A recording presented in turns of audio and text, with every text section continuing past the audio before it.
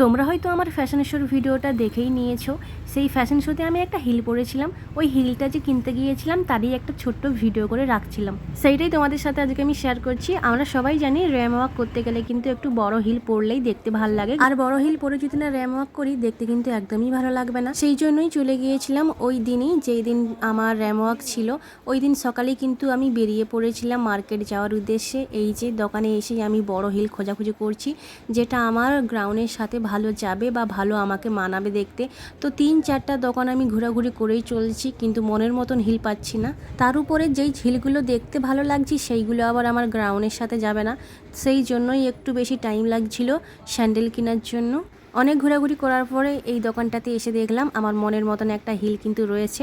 তো এই হিলটাই আমার দেখে ভীষণই ভালো লাগছিল। আমি আশা করে আসছিলাম যে এই দোকানে নিশ্চয়ই পাবো, এতগুলো দোকান ঘুরেছি পাইনি, যখন এই দোকানটাতে আমি নিশ্চয়ই পাবো।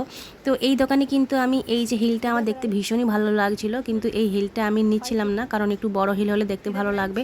তো সেই জন্যই কিন্তু লোকটা আরও বড় বড় আমাকে হিল দেখাচ্ছিল, কিন্তু আমার যে ওই একটাই দেখে প্রথমেই পছন্দ হয়ে গিয়েছিল, ওইটাই আমার নিতে ভীষণ ইচ্ছা করছিল। তো ওইটাই আজকে আমি নিয়ে ঘর এসেছি। আর হ্যাঁ, তোমরা আমাকে অবশ্যই কমেন্ট করে জানিও আমি যে এই হিলটা কিনেছি এই হিলটার দাম কত হতে পারে।